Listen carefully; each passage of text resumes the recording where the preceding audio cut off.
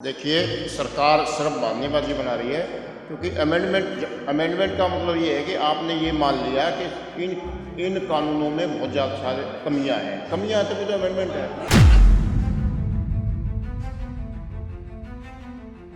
कि आज जब करोड़ों जब लाखों आदमी बॉर्डर पे बैठे हुए हैं और ये कह रहे हैं कि ये कानून हमें नहीं चाहिए और मोदी जी ये कह रहे हैं कि ये कानून आपको लेने पड़ेंगे। देखो, ऐसा है, जनशक्ति सबसे बड़ी शक्ति है। इस जनशक्ति ने मोदी जी को कुर्सी में बिठाया।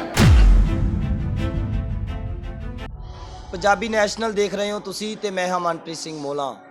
ਕਿਸਾਨਾਂ ਨੂੰ ਅੱਜ ਦਿੱਲੀ ਦੀਆਂ ਬਰੂਹਾਂ ਤੇ ਬੈਠਿਆਂ ਨੂੰ ਪੂਰਾ 1 ਮਹੀਨਾ ਹੋ ਚੱਲਿਆ ਤੇ ਹਜੇ ਵੀ ਕੋਈ ਗੱਲ ਬਣਦੀ ਨਜ਼ਰ ਨਹੀਂ ਆ ਰਹੀ ਤੇ ਉਸ ਤੋਂ ਪਹਿਲਾਂ ਵੀ ਜਿਹੜੇ 2 ਮਹੀਨੇ ਨੇ ਪੰਜਾਬ ਦੇ ਵਿੱਚ ਜਦੋਂ ਸੰਘਰਸ਼ ਚੱਲੇ ਤਾਂ ਕਿਸਾਨ ਹੈ ਜਿਹੜੇ ਸੜਕਾਂ ਤੇ ਰਾਤਾਂ ਕੱਟ ਰਹੇ ਸਨ ਤੇ ਅੱਜ ਵੀ ਉਹੀ ਮਾਹੌਲ ਹੈ। ਸਾਡੇ ਨਾਲ ਸੁਪਰੀਮ ਕੋਰਟ ਤੋਂ ਵਕੀਲ ਨੇ, ਇਹਨਾਂ ਦੇ ਨਾਲ ਗੱਲਬਾਤ ਕਰਦੇ ਹਾਂ। ਸਤਿ ਸ਼੍ਰੀ ਅਕਾਲ ਜੀ। सत श्रीकाल। सर जी, शुभ नाम की है ਤੁਹਾਡਾ जी? मेरा नाम जगजीत सिंह सुहाग, एडवोकेट हूँ सुप्रीम कोर्ट से।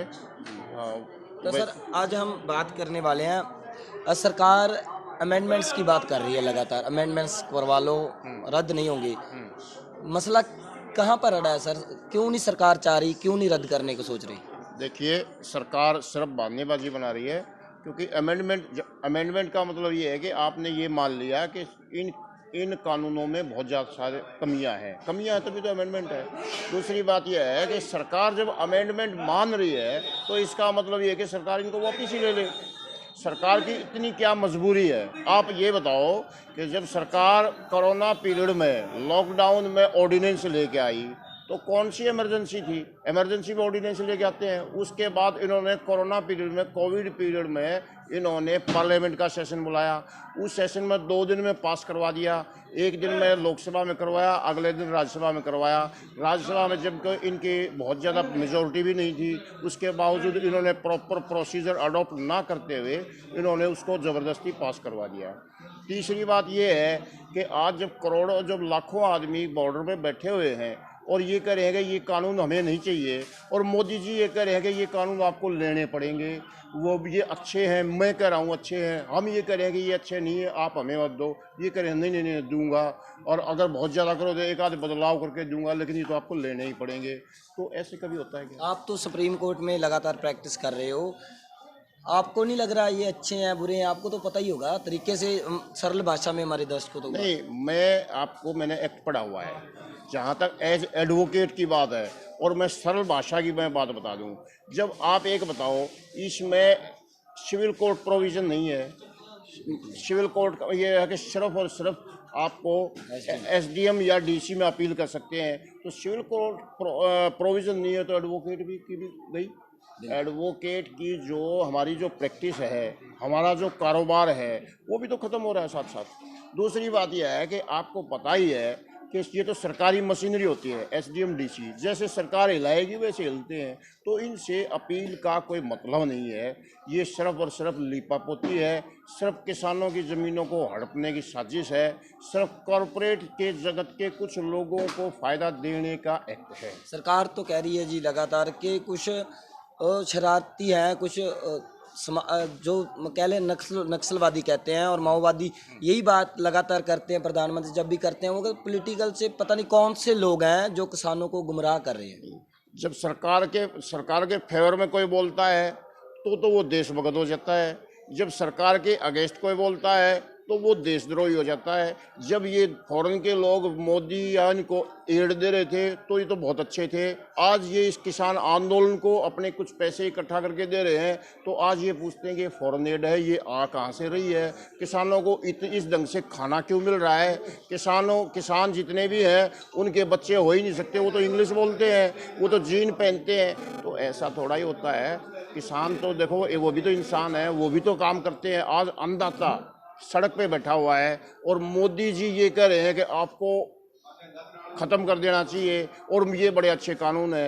इसका मतलब क्या है? इसका मतलब यही है कि आप किसी बड़े बड़े लोगों के, बड़े बड़े घरानों के प्रेशर में हैं और आप उनके प्रेशर से काम कर रहे हैं, आप उनके मुताबिक काम कर रहे हैं ताकि उनको इस ज़मीन से या इस पैदावार से मैक्सिमम फ़ायदा ले सकें। तो फिर सर, जैसे लगातार यही बातें सब करते हैं कि किसी का हाथ है सीधा सीधा कॉरपोरेट्स जो उनको चला रहे हैं, जो फंडिंग करते हैं। तो मतलब फिर अकेला हम यही माने कि सरकार भाषण देती है वोटों के टाइम पे, और वो जब सत्ता में आ जाते हैं तो वो जो मशीनरी पीछे काम करती है उसके मुताबिक ही चलती है। तो पहले सरकार भाषण देने के लिए है। देखो ऐसा है, जनशक्ति सबसे बड़ी शक्ति है। इस जनशक्ति ने मोदी जी को कुर्सी पे बिठाया, इस जनशक्ति की वजह से ही आज वो प्रधानमंत्री हैं। आज ये जनशक्ति की भावनाओं को कदर नहीं कर रहे, जबकि जनशक्ति यही चाह रही है। इवन पहले तो ये किसान आंदोलन था, उसके बाद फिर ये आंदोलन हुआ जन आंदोलन, आज तो ये आज़ादी का आंदोलन हो गया। आज़ादी का आंदोलन क्यों हुआ? क्योंकि अगर इसी तरह से कॉरपोरेट के लोग और इन्हीं चीज़ों को हड़प लेंगे तो लोग, देश तो गुलाम हो जाएगा। जो आदमी जायज़ को जायज़ नहीं मानते और वहाँ से भी ज़बरदस्ती ले रहे हैं, तो आप उसका मतलब क्या है? वो तो कह रहे हैं ना, मैंने एक दिन बात कर रहा था कुछ बीजेपी के नेताओं के साथ, मैं बैठा था तो मैंने उनसे बात की भाई पब्लिक सेक्टर लगातार ख़त्म हुआ है तो प्राइवेट सेक्टर आया है। वो कहते चलो एयरलाइंस आई हैं तो अच्छी आई है सहूलत, मतलब अच्छी सहूलत आई है। अगर प्राइवेट सेक्टर आया तो अच्छी सहूलत आएगी, खेती बाड़ी में भी प्राइवेट, हम किसानों की आमदन दुगनी कर देंगे। देखिए, बड़े बड़े लोग जब खेतों में जाएंगे तो आप समझ सकते हैं कि आम आदमी का 1 किले 1.5 किले 2 किले के जमींदार की क्या औकात है। वो जैसे जाएंगे, जैसे कहेंगे, जैसे चाहेंगे वैसे ही होगा।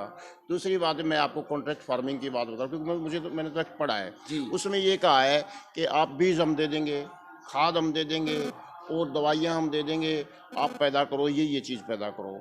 उसके बाद फिर क्या है? उसके बाद उन्हें क्या, क्वालिटी आपको मेंटेन करनी है। It means act of God. Act of God क्या है कि भाई ओले पड़ गए, बारिश, बेमौसम बारिश होगी और कोई प्रॉब्लम होगी तो उसके नाम पे क्या, क्वालिटी के नाम पे क्या है कि आपको 2000 के का नाम लेके उन्हें उसके वो बिजाई करवा दी, और जिस टाइम वो लेके आएंगे उस टाइम बोल देंगे इसकी तो क्वालिटी ठीक नहीं है, ये तो 1000 रुपये लेंगे। तो किसान के पास क्या चाह रहा है? उसको देना पड़ेगा। तो किसान, क्योंकि सरकारी मंडी खत्म कर दी, प्राइवेट मंडी आ गई।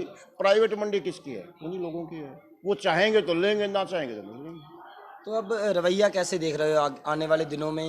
क्या जो संभावनाएं हैं, जो माहौल कैसा बन सकता है, और केंद्र में कैसा माहौल रहेगा? देखिए, मैं तो यही कहता हूँ कि मोदी जी ये हठ धर्म, ये राज धर्म, इसको छोड़िए। ये जो राज धर्म निभाइए और हठ धर्म छोड़िए। जनता को सर्वोपरि है, जनता की भावनाओं की कदर करिए और इन तीनों कानूनों को रिपील करिए और लोगों की भावनाओं की कदर करते हुए इस आंदोलन को खत्म करवाइए। जैसे सुप्रीम कोर्ट ने फैसला दिया है कि सुप्रीम कोर्ट में जब सुनवाई हुई तो सुप्रीम कोर्ट ने कहा किसान अपने हक के लिए कर रहे हैं, शांतिपूर्वक प्रोटेस्ट कर रहे हैं, तो इसमें कुछ भी गलत नहीं है। ये अपना फंडामेंटल राइट है, कोई भी आदमी प्रोटेस्ट कर सकता है, कोई भी आदमी अपनी बात को कह सकता है। उसके बावजूद सुप्रीम कोर्ट ने खुद ये कहा है कि आप 1 साल के लिए, कुछ दिन के लिए इसको सस्पेंड कर दो, तीनों कानूनों को, और फिर बैठ के बात करो, उससे कुछ न कुछ हल निकलेगा। लेकिन वो तो इस चीज़ पे एग्री नहीं हो रहे। इसका मतलब क्या है? वो सुप्रीम कोर्ट की वो नहीं मानते, जनता की वो नहीं मानते। इसका मतलब क्या है? इसका मतलब है सत्ता के नशे में चूर हैं और वो लोगों को की कोई औकात नहीं समझते, अपने आप को इतना बड़ा मानते हैं कि लोग हमारे लिए कुछ नहीं है, जबकि लोग ही सब कुछ हैं। हल तो फिर भी नहीं होगा सर, अगर सुप्रीम कोर्ट भी जे मान लें, सुप्रीम कोर्ट की बात भी जे अगर मान लेते हैं, सरकार गवर्नमेंट मान के 1 साल के लिए सस्पेंड कर दे, तो हो सकता है 1 साल सस्पेंड, उसके बाद फिर वही। लेकिन कुछ संभावनाएं तो बनी ना, कुछ तो कॉन्फिडेंस, ऐसा है कॉन्फिडेंस बिल्डिंग की बात है, कॉन्फिडेंस तो बना। फिर लोगों में ये हुआ कि चलो 1 साल के लिए है, इसका मतलब हो सकता है आगे भी ठीक हो जाए। तो एक प्रोसेस है ये। आप कॉन्फिडेंस बिल्डिंग बनाइए, एक स्टेप आगे लेके चलिए, लोगों का कॉन्फिडेंस गेन करिए और उसके बाद बातचीत करिए। उसमें हो सकता है कुछ न कुछ निकला है, ऐसे तो होगा नहीं, ये तो डेडलॉक लग गया। जी बिल्कुल बिल्कुल। ये आप मान नहीं रहे, मान ये भी नहीं रहे तो क्या होगा? उसमें कुछ तो सरकार को करना पड़ेगा। बीच का कहीं रास्ता ही नहीं। रास्ता कौन करेगा भी? आप, जनता थोड़ा ही करेगी। जनता तो अपनी अपील लेके आई है कि इनको रद्द करियो, और वो ये कह रहे हैं कि नहीं। तो सरकार की जिम्मेवारी है कि लोगों को उसकी भावनाओं के अनुरूप काम करना और लोगों की सुविधाएं और सुख सुविधाओं के लिए काम करना, ये उनकी जिम्मेवारी है। इसका मतलब यह कि सरकार अपनी जिम्मेवारी नहीं निभा रही। जी तो बिल्कुल सरकार है ਜਿਹੜੀ ਆਪਣੀ ਜ਼ਿੰਮੇਵਾਰੀ ਤੋਂ ਭੱਜ ਰਹੀ ਹੈ। ਸੁਪਰੀਮ ਕੋਰਟ ਦੇ ਵਕੀਲ ਨੇ, ਉਹਨਾਂ ਦੀਆਂ ਦਲੀਲਾਂ ਨੇ ਇਹ, ਉਹਨਾਂ ਦੇ ਵਿਚਾਰ ਨੇ, ਸਰਕਾਰ ਨੂੰ ਇੱਕ ਕਦਮ ਅੱਗੇ ਆਉਣਾ ਚਾਹੀਦਾ ਤੇ ਇਸ ਡੈਡਲੌਕ ਨੂੰ ਤੋੜ ਕੇ ਵਿੱਚ ਦਾ ਕੋਈ ਨਾ ਕੋਈ ਰਸਤਾ ਕੱਢਣਾ ਚਾਹੀਦਾ।